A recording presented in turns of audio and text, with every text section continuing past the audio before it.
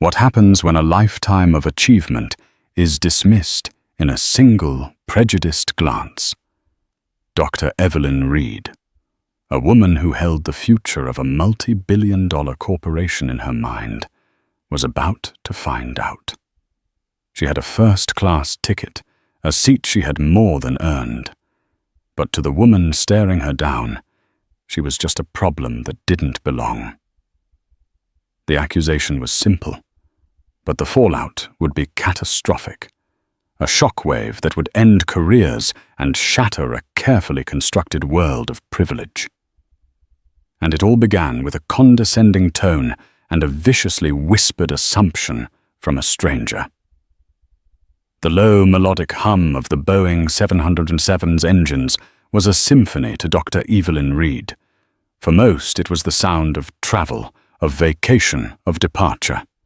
For her, it was the sound of silence. It was the white noise that finally drowned out the cacophony of spectral analysis charts, geological survey data, and the incessant pinging of emails from research assistants who, despite their brilliance, still required her final sign-off on everything.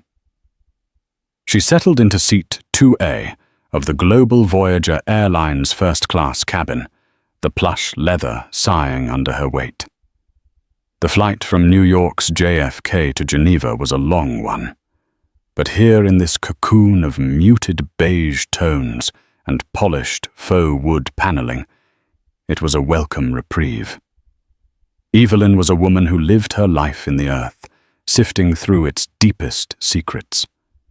Her hands, though impeccably manicured, had mapped the mineral veins of mountains in the Andes and held core samples drilled from the ocean floor. She was a world-renowned mineralogist, and the reason for this flight was a keynote address at the World Symposium of Advanced Materials. A speech that would unveil a discovery so significant it would redefine the entire landscape of sustainable technology. She felt a familiar weariness settle deep into her bones. The last 3 months had been a relentless sprint, verifying the viability of a newly discovered deposit of dysprosium, a rare earth element, critical for the permanent magnets used in electric vehicles and wind turbines. Her work, funded by the massive Ethelred Corporation, was the linchpin of their multi-billion-dollar pivot to green technology. Marcus Thorne, Ethelred's visionary and notoriously demanding CEO, had personally called her last week. Evelyn, his voice had boomed through the phone. "You're not just our geologist. You're our future. Whatever you need, you get." What she needed was sleep. She unzipped her carry-on, a well-worn leather satchel, and pulled out a thick, dog-eared scientific journal, its pages filled with notations in her precise, angular handwriting. The flight attendant, a young woman with a warm smile, approached. "Dr. Reed. May, I get you a pre-departure beverage. We have a lovely champagne. A 2008. Dom Perignon. That would be wonderful." "Thank you," Evelyn replied, her voice a smooth, calm alto. She valued this space. It wasn't about the luxury, not really. It was about the quiet, the anonymity, the unspoken agreement among its inhabitants that they were all here to travel in peace. It was a space she had earned 10 times over, through sleepless nights, grueling field expeditions, and a mind that never ever switched off. She took a sip of the crisp, cold champagne, the bubbles a pleasant fizz against her tongue. She closed her eyes for a moment, letting the hum of the cabin and the gentle clinking of glasses be her meditation. Outside, the ground crew scurried about under the bright airport lights. Inside, a fragile peace reigned. The boarding process was nearly complete, with only a few stragglers making their way down the jet bridge. Evelyn was about to lose herself in an article on isotopic fractionation when a new sound cut through the cabin's calm, a loud braying laugh followed by a voice that seemed to take up all the available oxygen. "Richard, honestly, you'd lose your head if it wasn't screwed on. Make sure they get the Louis Vuitton in the overhead, not the Hartmann. I don't want it scratched." A woman appeared at the entrance to the first-class cabin. She was immaculately dressed in a cream-colored pantsuit that probably cost more than a graduate student's yearly stipend. Her blonde hair was coiffed into a severe, unmoving helmet, and her face was a mask of expensive makeup and profound self-satisfaction. She surveyed the cabin not as a passenger, but as a queen surveying her court. Her eyes, sharp and dismissive, swept over the occupants before landing and sticking on Evelyn. Evelyn felt the gaze like a physical touch, a prickle of annoyance on her skin. She had seen that look 1,000 times before. It was the look that questioned her presence in boardrooms, at academic conferences, and in high-end restaurants. It was a look that contained a universe of assumptions in a single, fleeting microsecond. Ignoring it, Evelyn turned her attention back to her journal. But the woman, her voice a theatrical stage whisper to her harried-looking husband, trailing behind her, wasn't finished. "Well, look at that," the woman said, her voice dripping with something that masqueraded as surprise, but landed as pure acid. "They're really letting everyone up here these days." Evelyn's grip tightened on her champagne flute. The sanctuary had been breached. The silence was about to be broken. The woman in the cream pantsuit handed her fur-collared coat to a flight attendant without a glance, as if dismissing a servant. She then pointed a perfectly manicured finger, adorned with a diamond the size of a hazelnut, directly at Evelyn. "Excuse me," she said, her voice no longer a whisper, but a sharp, clear command that sliced through the cabin's quiet murmur. "I believe you're in my seat." Evelyn looked up slowly, meeting the woman's cold blue eyes. She then glanced at her boarding pass, which lay on the small table beside her. "Seat 2A. She looked at the illuminated number above her head. 2A. There was no mistake. "I don't believe so," Evelyn said, her tone even and devoid of emotion. "My ticket is for this seat." The woman who Evelyn would soon come to know as Karen Foster let out a short, incredulous laugh. "Oh, honey, that's a sweet thought, but this is first class. Mistakes happen. I'm sure your seat is a little further back." She gestured vaguely towards the curtain separating them from the rest of the plane. The condescension was a physical force pressing down on the space between them. Her husband, a portly man with a perpetually nervous expression named Richard, shifted his weight from one expensive loafer to the other. "Karen, please let's just check the tickets." "Richard, don't be dense," she snapped without looking at him. Her entire focus was a laser beam on Evelyn. "My seat is 2A. It's always 2A. The company arranges it." She turned back to Evelyn. "Now, if you'll just move, we can all get settled." The other passengers were beginning to notice. A man in a tailored suit across the aisle lowered his newspaper. A young couple in front stopped their quiet conversation. The air, once relaxed, was now tight with tension. Evelyn refused to be flustered.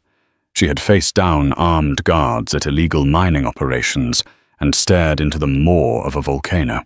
She would not be intimidated by a woman in a pantsuit. "My boarding pass clearly states 2A, Evelyn repeated, holding it up slightly. "Perhaps your seat is 2A on a different flight?" Karen's face, which had been a mask of arrogant certainty, began to curdle with genuine anger. "Are you implying I can't read? I know what flight I'm on." She took a step closer, invading Evelyn's personal space. "Let me see that." Before Evelyn could react, Karen snatched the boarding pass from her hand. She squinted at it, her lips tightening into a thin, ugly line. The name Dr. Evelyn Reed was clearly printed. For a moment she looked confused, but the confusion was quickly steamrolled by her indignation. "This is obviously a mistake," Karen declared, waving the ticket as if it were fraudulent. "A computer glitch. There's no way you're supposed to be here, and I'm not." The implication hung heavy and poisonous in the air. "You don't belong here." Evelyn held out her hand. "Please give me back my property." "Not until this is sorted out," Karen huffed. She flagged down the flight attendant who had served Evelyn her champagne. The young woman whose name tag read Sarah hurried over, her warm smile replaced by a look of nervous apprehension. "There's a problem here," Karen announced, her voice resonating with the authority of someone used to getting her way. "This person," she said, gesturing at Evelyn as if she were an inanimate object, "is in my seat. She has a ticket that's clearly been issued in error, and she's refusing to move." Sarah, the flight attendant, looked from Karen's furious face to Evelyn's unnervingly calm one. "Ma'am, could I see your boarding pass, please?" she asked Karen. Richard Foster fumbled in his jacket and produced his wife's ticket. Sarah took both passes, her hands trembling slightly. She looked at Karen's seat 4D. She looked at Evelyn's seat 2A. "It seems there's been a misunderstanding, Mrs. Foster," Sarah said timidly.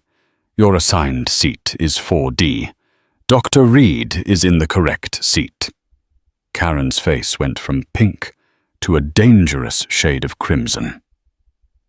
"That's impossible. That's unacceptable. Richard's seat is 4C. We are supposed to be together. This is a simpleton's mistake." She turned her fury on the young flight attendant. "I pay a ridiculous amount of money for this airline's top-tier status. I will not be shoved into the back of the cabin because of your incompetence. Now you tell her to move." The her was once again Evelyn. She was being systematically dehumanized, reduced from a person to a problem. Evelyn stood up slowly, her 5'9" frame unfolding with a quiet grace that seemed to further infuriate Karen. "There is nothing to sort out." Evelyn said, her voice low, but carrying an unmistakable edge of steel. "This is my seat. You are causing a disturbance. I would like you to return my boarding pass and take your assigned seat." "How dare you!" Karen shrieked, the last vestige of her composure shattering. "You're the one who doesn't belong here. You probably used some kind of discount voucher or affirmative action program to get this seat. This is a space for our most valued customers, not for people like you." The cabin fell into a dead, shocked silence. The ugly truth of the confrontation was now laid bare for everyone to see. It wasn't about a seat. It was about race. It was about a world view so poisoned by prejudice that the sight of a black woman in first class could only be interpreted as an error, a violation of the natural order. Sarah, the flight attendant, looked horrified, but also utterly lost. She was a deer in the headlights, completely unequipped to handle this level of venom. Evelyn felt a cold, hard knot form in her stomach. It was the familiar feeling of righteous anger, an emotion she had learned to control and channel over a lifetime of such encounters. But this was different. The sheer, unadulterated entitlement was breathtaking. "That's enough," Evelyn said, her voice dropping to a near whisper, yet it cut through the silence like a razor.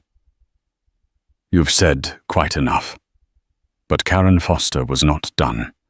She turned to the flight attendant, her voice rising to a fever pitch. "I want to speak to your manager. Now get this person in charge. I will not spend one more second being spoken to this way. I want her removed from this plane." The demand for a manager hung in the air, an ultimatum that paralyzed the young flight attendant. Sarah looked helplessly at Evelyn, then back at the apoplectic Karen Foster. She was hopelessly out of her depth. I'll get the station manager. Ma'am? Sarah stammered before making a hasty retreat towards the cockpit, clearly relieved to be escaping the blast radius. Richard Foster finally found his voice, tugging weakly at his wife's arm. Karen, for heaven's sake, just sit down in 4D. It's a few feet away. We'll sort it out later. Don't you tell me to sit down. Richard, she hissed, yanking her arm away. This is a matter of principle. It's about respect. It's about the airline making a catastrophic error and this woman's unbelievable arrogance. She folded her arms, planting her feet as if preparing for a siege. She was putting on a performance for the other passengers, casting herself as the victim of corporate incompetence and social insurgency. Evelyn simply sat back down in her seat. It was a deliberate, calculated act of defiance. She would not be moved. She picked up her champagne flute, took a slow, deliberate sip, and then reopened her journal. She refused to give Karen the satisfaction of a continued argument. Her silence, her calm, was its own form of protest. It was a refusal to be dragged down into the muck. This, of course, only enraged Karen further. To be ignored was in her world the ultimate insult. Do you see that she said to the cabin at large? The sheer audacity, she's sitting there sipping champagne as if she hasn't a care in the world, as if she didn't just try to steal my seat. The man across the aisle finally spoke up. He was in his late 60s with a mane of white hair and an air of quiet authority. Ma'am, I think you're mistaken. The lady was here before you and the flight attendant confirmed her ticket. You are the one creating a scene. Karen whirled on him. You stay out of this. This doesn't concern you. It concerns all of us, the man replied coolly. When a passenger is being publicly harassed. The accusation of harassment caused Karen to recoil as if struck. Harassed? I am the one being harassed. My travel plans are in disarray, and I'm being disrespected. Minutes stretched into an eternity. The cabin was a tableau of discomfort. Passengers stared intently at their phones. The floor, the ceiling, anywhere but at the unfolding drama. Richard Foster looked like he wanted the floor to swallow him whole. And Evelyn continued to read, or at least pretend to read the article on isotopic fractionation. Each word a shield against the venom being spewed just inches from her. Finally, a man in a crisp Global Voyager Airlines uniform appeared. He was of medium height, with neatly combed black hair and a name tag that read, David Chen, Station Manager. His face was a practiced mask of professional concern, but his eyes darted around quickly, assessing the situation, one irate, expensively dressed woman, one calm woman sitting in the disputed seat, and a cabin full of tense, silent witnesses. He approached Karen Foster first, the path of least resistance. Mrs. Foster, I'm David Chen. I understand there's some issue with your seating. Issue is putting it mildly, Karen said, her voice thick with vindication. This airline has made a complete mess of my booking. My husband and I are separated, and this woman, she jabbed a finger towards Evelyn, again, has been placed in my seat, 2A. She is refusing to move, and she has been incredibly rude. David Chen's professional smile tightened. He turned to Evelyn, his expression shifting subtly. He no longer looked like a problem solver, but like a principal dealing with a troublesome student. His immediate assumption, guided by the path of least resistance, was that the loudest, most aggressive person was the one who held the power. "Ma'am?" He began, his tone polite but firm. "I'm sure we can sort this out quickly. If you would just come with me to the gate, we can look at the system and find your correct seat." Evelyn slowly lowered her journal. She looked at David Chen, and in her gaze was a profound disappointment. He hadn't asked for her side of the story. He hadn't verified the facts with his own eyes. He had walked in, seen a black woman and a furious white woman, and immediately decided who needed to be handled. He had asked her to move to D-plane, to be the one inconvenienced, implicitly validating Karen's baseless accusations. "I am in my correct seat," Evelyn said, her voice dangerously quiet. "My boarding pass, which that woman is still holding, confirms it. The flight attendant has confirmed it. There is nothing to sort out at the gate." David Chen's patience was clearly wearing thin. The flight was already behind schedule. "Ma'am, I understand, but to resolve this, we need to avoid any further disruption. The easiest way to do that is to step off the aircraft for a moment while we review the booking. I assure you we will get you on your way." Easiest for whom, Evelyn thought. Easiest for him. Easiest for the airline. Easiest for Karen Foster. His solution was to remove the target of the abuse, not the abuser. "No," Evelyn said. The word was soft, but it landed with the finality of a gavel. "I will not be moving. I will not be deplaning. I am a ticketed first-class passenger in my assigned seat. This woman has harassed me, insulted me, and accused me of theft, and you are asking me to leave unacceptable." David Chen's face hardened.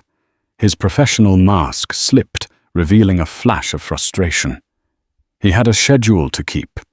He saw this not as an issue of justice, but of logistics. "Ma'am, if you refuse to cooperate with the ground staff," he said, the implied threat clear in his voice, "I will have to consider you a disruptive passenger, and that will have consequences I'm sure you'd like to avoid." The threat hung in the air. He was threatening to have her removed the very thing Karen Foster had demanded. He had sided with the aggressor. The injustice of it was so profound, so utterly infuriating that the cold knot of anger in Evelyn's stomach began to burn. She had been patient. She had been polite. She had endured the insults with a grace Karen Foster could never comprehend. But she had reached her limit. They had mistaken her composure for weakness. A colossal miscalculation. The term disruptive passenger echoed in the silent cabin. It was a formal, clinical term for a situation that was anything but. It was a label that could get a person blacklisted from an airline, a permanent stain on their record. And David Chen had just brandished it like a weapon aimed directly at the victim of the disruption. Evelyn looked at him. Truly, looked at him for the first time. She saw a man under pressure, a man trying to clear a problem from his checklist. He saw a problem, not a person. He saw an obstacle to an on-time departure, not a distinguished scientist being subjected to racist abuse. This realization solidified her resolve. "Are you truly threatening to remove me from this flight?" Evelyn asked, her voice calm, almost conversational. It was a stark contrast to Karen Foster's histrionics and David Chen's escalating frustration. "Let me be perfectly clear. I am Dr. Evelyn Reed. I am in seat 2A of this flight to Geneva, for which I have a valid ticket. I have been verbally assaulted and publicly humiliated by this other passenger, and your response is to threaten me." David Chen was caught off guard by her poise. He had expected shouting or tears or a grudging capitulation. This articulate, icy calm was something he wasn't prepared for. But he had already committed to a course of action and felt he couldn't back down without losing face. I am simply trying to resolve this situation. Doctor, he said with a slight, almost mocking emphasis on her title, as if he didn't quite believe it. The quickest resolution is for you to step outside with me. The just resolution, Evelyn countered, is for you to check your passenger manifest, confirm my ticket for the 3rd time, and then instruct Mrs. Foster to take her assigned seat in 4D, or be removed from this flight for causing a disturbance. Karen Foster gasped, clutching her pearls in a caricature of shock. Me removed. I am the injured party. Here, I am a Global Voyager Diamond Medallion member. I have flown millions of miles with this airline. Who is she? Nobody. It was a fatal misstep. The appeal to status, to loyalty programs, and tiered privilege was the foundation of Karen's worldview. She believed her Diamond Medallion card was a shield that made her untouchable. David Chen, a man whose entire career was built around catering to such high-status individuals, found his footing again. He nodded at Karen sympathetically. Ma'am, I understand. Let me handle this. He turned back to Evelyn, his face now a stern, uncompromising mask. Dr. Reed, this is your final chance. Please come with me, or I will be forced to call airport security to escort you off the plane. The cabin drew a collective breath. It had come to this. A manager choosing to believe the loud, entitled woman over the quiet, dignified one was about to forcibly remove a paying customer from her rightful seat. Richard Foster looked like he was having a heart attack. He grabbed his wife's arm again, this time with more force. Karen, stop this. My God, just stop. Richard let go of me. This is finally being handled correctly, she said, beaming triumphantly. But Evelyn did not move. She did not flinch. The fire in her stomach had cooled into something solid and unmovable, like obsidian. She had spent her entire life navigating worlds where she was underestimated, where her presence was questioned.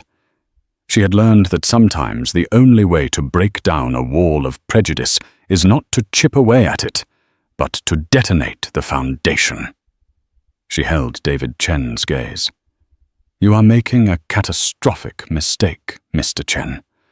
One that will have repercussions you cannot possibly imagine. Not for me. For you. For this airline. Her words were delivered without a hint of melodrama. They were stated as a fact, like a geological certainty. The conviction in her voice was so absolute that it gave David Chen a brief, fleeting moment of doubt. A flicker of unease crossed his face. Who was this woman? But the doubt was quickly extinguished by the pressure of the moment. The flight attendants were looking at him. The passengers were watching. Karen Foster was preening, expecting him to follow through. His professional pride was on the line. I'm sorry you feel that way, he said, his voice cold and official. He reached for the intercom phone on the wall to call for security. His thumb hovered over the button. In that split second, the man in the suit across the aisle, who had been watching the entire exchange, discreetly took out his phone. He angled it slightly downwards and pressed record. He knew injustice when he saw it, and he had a feeling the world needed to see this too. David Chen's misjudgment was now complete. He had ignored the evidence. He had placated the aggressor.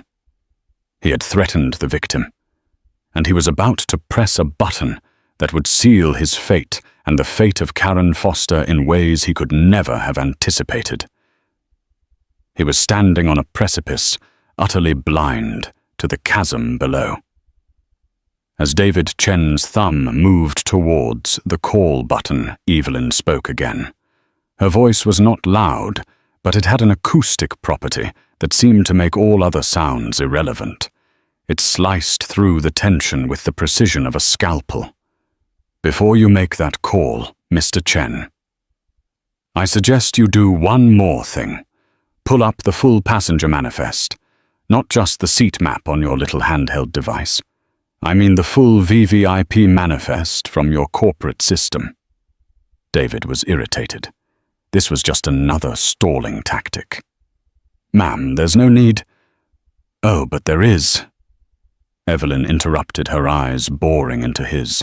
"When you access that file, I want you to look for my name, Dr. Evelyn Reed. And I want you to look very closely at the booking notes.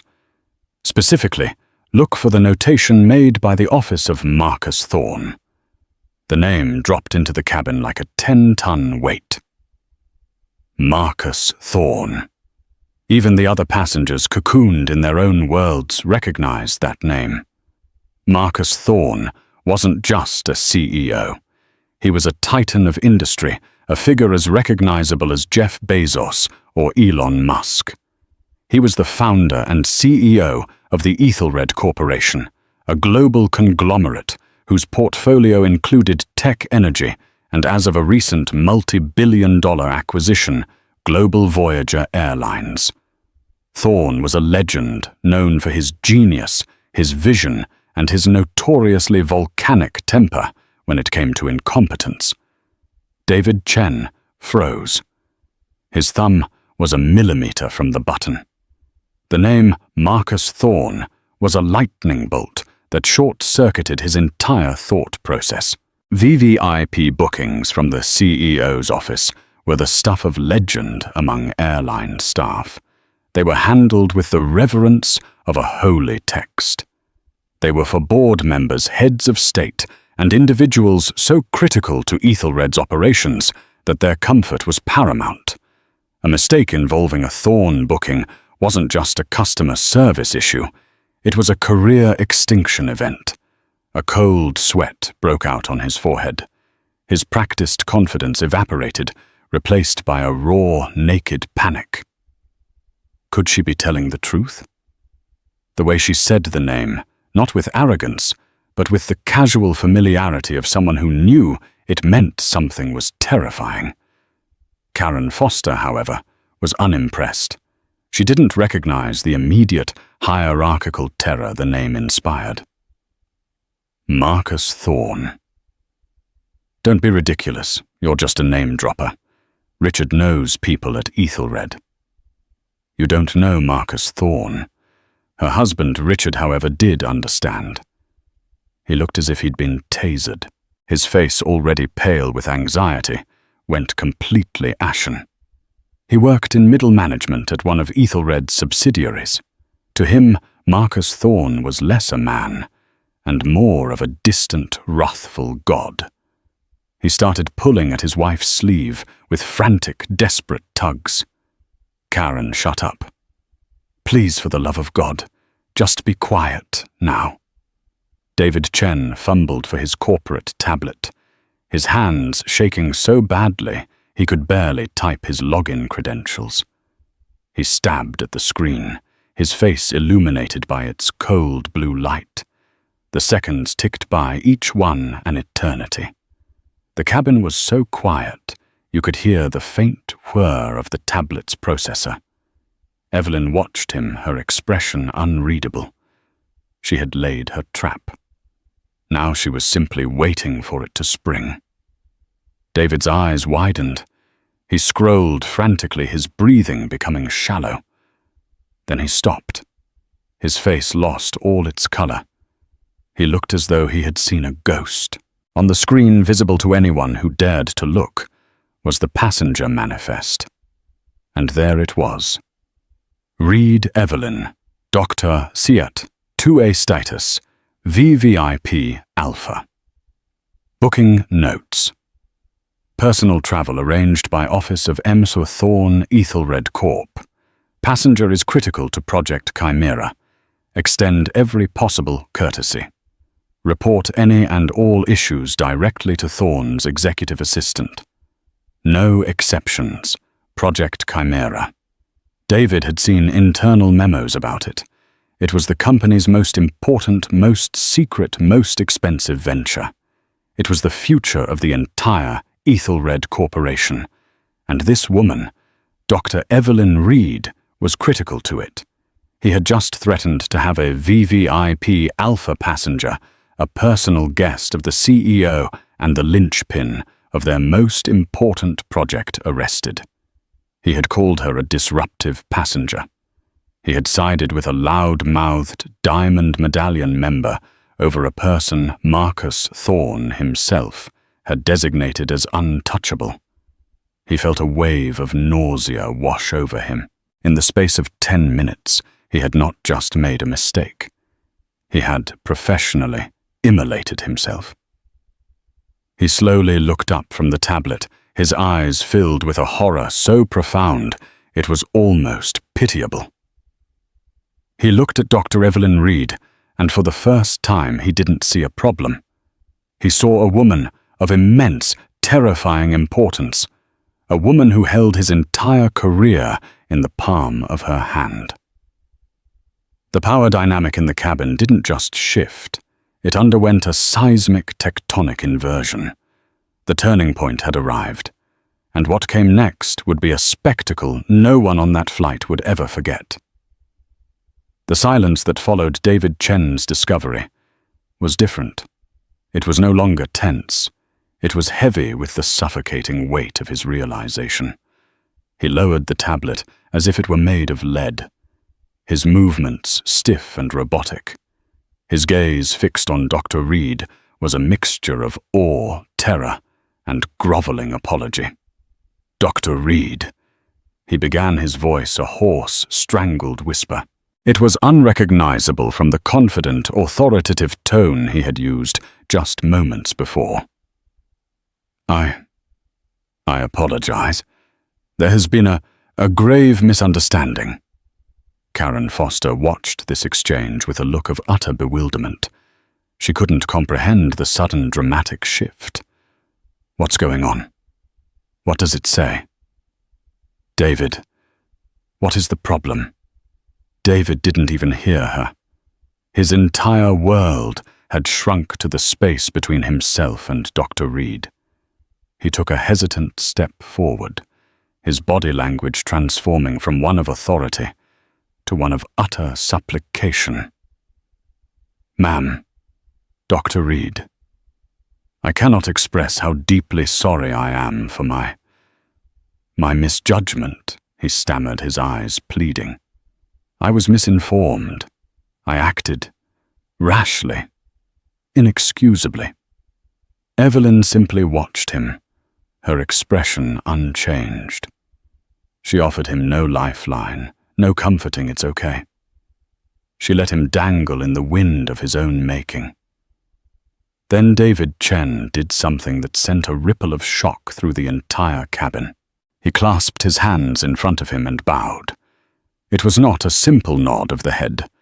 It was a deep, formal bow from the waist, a gesture of profound respect and deference that one might see in the court of an emperor. It was a complete and total surrender. Please, he said, his voice trembling as he held the bow. Allow me to rectify this. Immediately. He straightened up and whirled around, his panic now channeled into a frantic, desperate energy to appease. His eyes landed on Karen Foster, and for the first time, he saw her not as a high-value customer, but as the source of his impending doom. The thin veneer of customer service vanished, replaced by an icy fury. Mrs. Foster, he said, his voice now sharp and laced with venom. You have caused a severe disturbance on this aircraft. You have harassed a distinguished guest of this airline. You have made false accusations and refused to follow crew instructions. Your seat is 4D. You will take that seat now, or you will be removed from this flight. The tables had turned with breathtaking speed. Karen Foster was stunned into silence. Her mouth opened and closed like a fish, but no sound came out. Her entire reality, built on a foundation of privilege and entitlement, had just been demolished. But "But my status," she finally managed to sputter. "Your status does not give you the right to abuse other passengers," David snapped. He turned to the flight attendant. Sarah, who had been watching from the galley wide-eyed. "Sarah. Please escort Mrs. Foster to seat 4D. Bring Dr. Reed a fresh bottle of Dom Perignon, the finest caviar we have on board, and anything else she desires. Her comfort is our absolute top priority." He then turned his attention to Richard Foster, whose face was a mask of pure terror. "And you, sir, I suggest you get your wife under control. Immediately." Richard finally spurred into action by the threat of being thrown off the plane, grabbed Karen's arm, and practically dragged her down the aisle. "Karen, that's enough. We're sitting down now." Her protests were reduced to pathetic, incoherent mutters as he shoved her into the window seat of row 4 and buckled her in as one might a recalcitrant child. The cabin began to buzz with whispered conversations. The man across the aisle gave Evelyn a small, respectful nod, then discreetly stopped his recording. He had all he needed. David Chen. His face, still pale and slick with sweat, turned back to Evelyn. The bow had not been enough. He needed to do more. He knelt beside her seat, a humiliating posture for a manager in a crowded cabin. "Dr. Reed," he said, his voice low and desperate. "On behalf of Global Voyager Airlines, I offer my most sincere and humble apologies. My conduct was unprofessional and unforgivable. Is there anything, absolutely anything I can do to make this right? Would you like me to move you to a more private seat? Would you like the entire row to yourself? I can have these other passengers moved."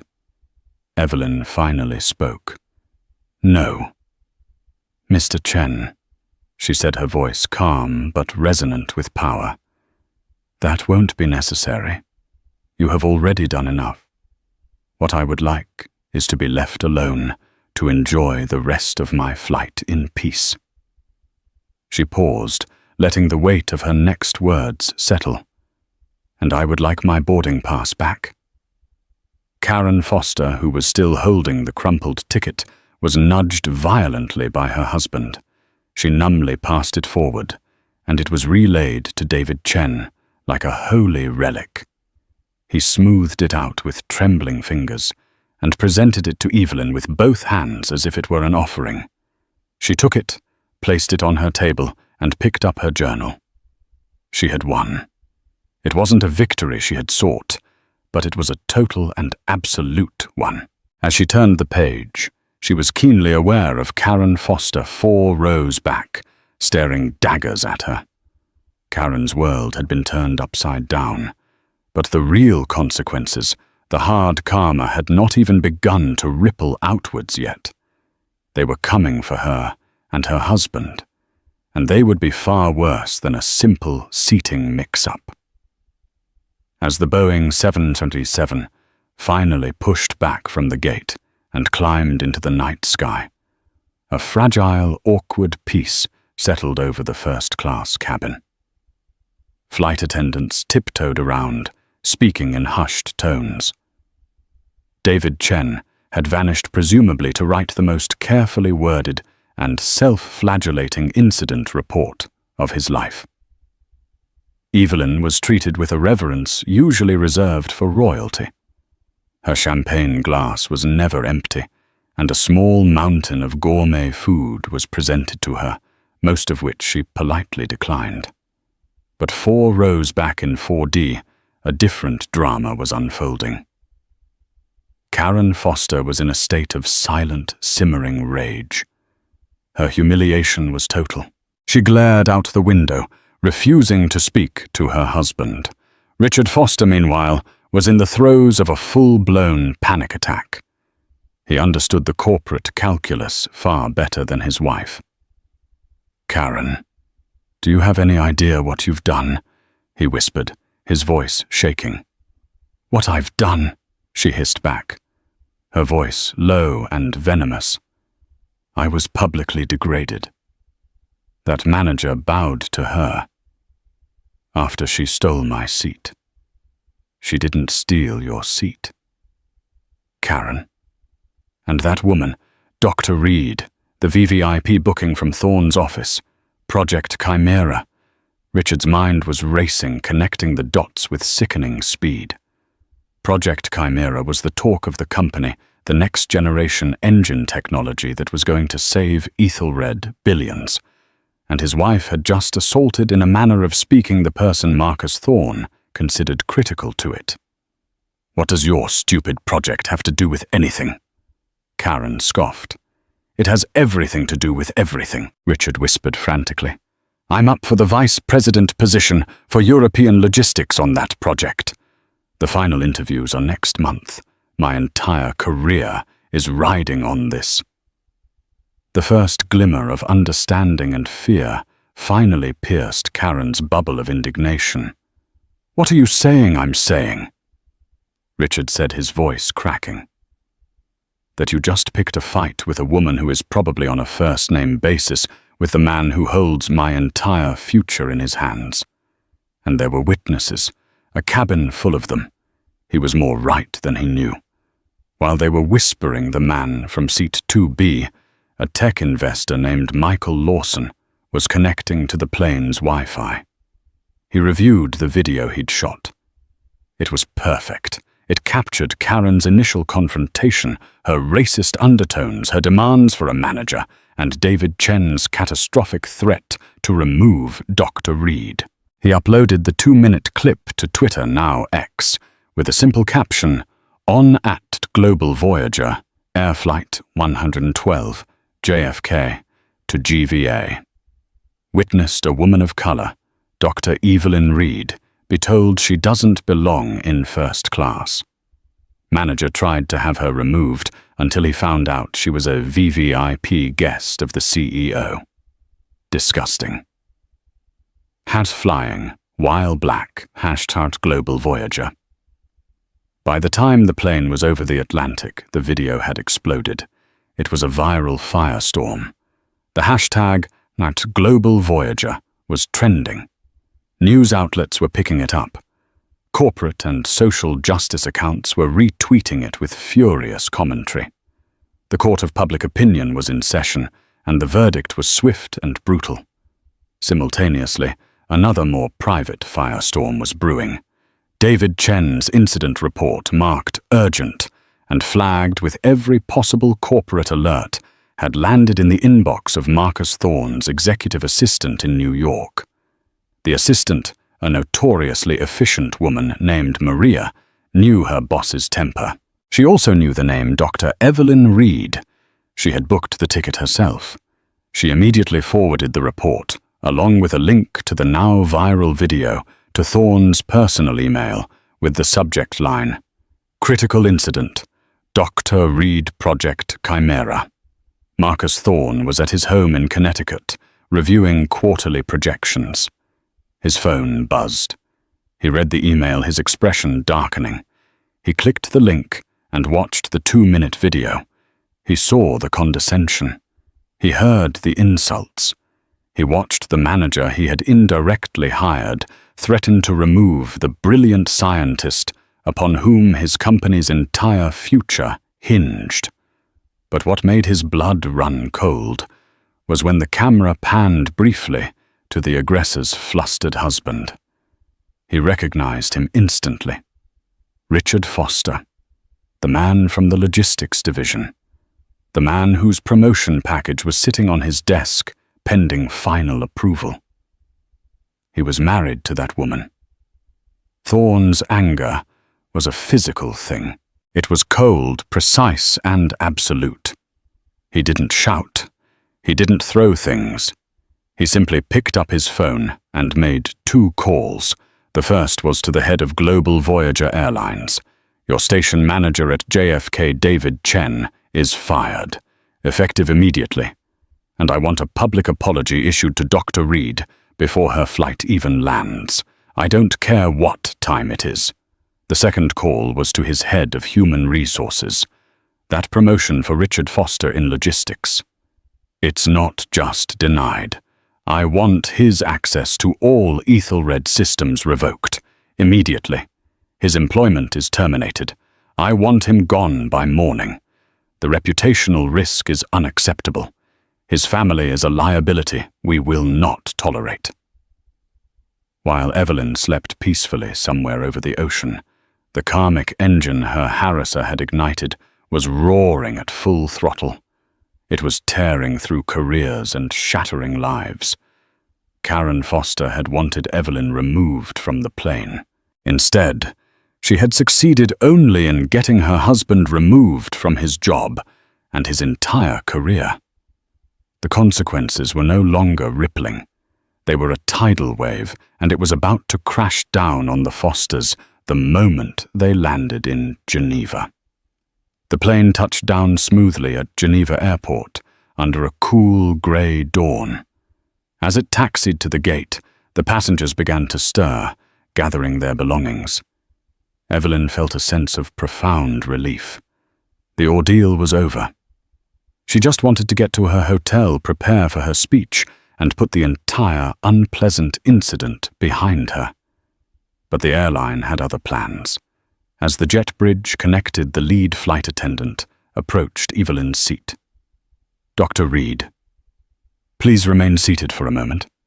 We have a representative from our executive office here to meet you." Evelyn sighed. She didn't want a fuss. But before she could protest, a woman in a sharp, dark suit boarded the plane, bypassing all the other deplaning passengers. She made a beeline for Evelyn. "Dr. Reed, I am Jean-Luc Picard, Vice President of European Operations for Global Voyager." She said, her accent a crisp blend of French and English.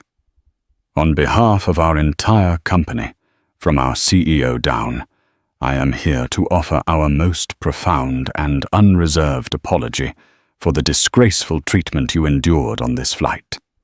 It was inexcusable, and we are taking immediate and severe action to ensure nothing like this ever happens again." Her apology was sincere and direct. Behind her, other passengers, including Michael Lawson, who filmed the video, watched with approval. Meanwhile, a few rows back, Richard Foster's phone, which he had just switched on, began to vibrate uncontrollably. A flood of emails and texts poured in. The first was a notification from IT. "Your access to the Ethelred network has been suspended." The second was an email from HR with the subject, "Urgent, your employment status." The third was a text from his boss, Rich. "What the hell did you do?" "Call me." He opened the email from HR. His hands were shaking so violently he could barely read the words, due to a severe breach of the company's code of conduct and actions resulting in significant reputational damage to the corporation. "Your employment with Ethelred Subsidiary Logistics is terminated effective immediately." Terminated. The word seemed to leap off the screen. Not passed over for promotion. Fired. Blacklisted. His 30-year career gone. Vaporized in the time it took to fly across the Atlantic. "No," he whispered, the sound a ragged exhalation of disbelief. "No, no, no." Karen, oblivious, was gathering her bags. "Richard, hurry up. I want to get out of here. I'm going to write the most scathing letter this airline has ever received." "Karen," he said, his voice hollow. He held up the phone. "I've been fired." What she snapped, still not grasping the magnitude. "What do you mean, fired? That's impossible. You're their best logistics man. It's because of you." He said, the accusation finally landing with its full devastating weight. "It's because of what you did on the plane. They fired me because of you." The truth finally hit her. The VVIP, Project Chimera, Marcus Thorne. It wasn't just about a seat. It was about her husband's career, their lifestyle, their future. Her need to feel superior, Her casual, ingrained racism had cost them everything. The beautiful house, the country club membership, the diamond on her finger, all of it was funded by the job her arrogance had just destroyed. Her face a mask of indignant rage for the past 7 hours, finally crumpled. The color drained from it, replaced by a grey, pasty shock. She sank back into her seat, utterly defeated. As Evelyn was personally escorted off the plane by the vice president, she passed row 4. She saw the Fosters a portrait of ruin. Richard was staring blankly at his phone, a man whose life had just been dismantled. Karen was weeping silently, her expensive makeup running in dark streaks down her face. Their world of privilege had proven to be a house of cards, and a single well-aimed word of truth had brought it all down. Evelyn felt no pity, but also no glee. It was simply the logical conclusion. An action and its equal opposite reaction. Later that day, in her hotel suite overlooking Lake Geneva, Evelyn received a personal call. "Dr. Reed. It's Marcus Thorne. I am calling to apologize personally. What happened on that flight was a disgrace. The people responsible have been dealt with. I hope you'll accept my apology, and not let this incident tarnish our professional relationship. Your work is too important." "Apology accepted, Marcus," Evelyn said calmly. "I'm not easily deterred. I have a speech to give tomorrow." She hung up the phone and looked out the window. The water was calm. The sky was clearing. The ugliness of the flight was fading, a distant storm that had passed. She had been tested, and she had not bent. She had been challenged, and she had prevailed not through shouting, but through the quiet, unshakable power of her own worth. The world had tried to put her in her place, but had discovered to its great cost that her place was exactly where she chose it to be. Dr. Evelyn Reed's story is a powerful reminder that dignity isn't determined by the class you fly, but by the character you possess. The world is full of people who judge a book by its cover, but karma, as we've seen, has a funny way of making sure everyone reads the final devastating chapter. The powerful ripple effect of one woman's quiet strength and unassailable achievement toppled an empire of arrogance, proving that true status is not something you buy, but something you build. It's a lesson the Fosters and a disgraced airline manager learned the hard way.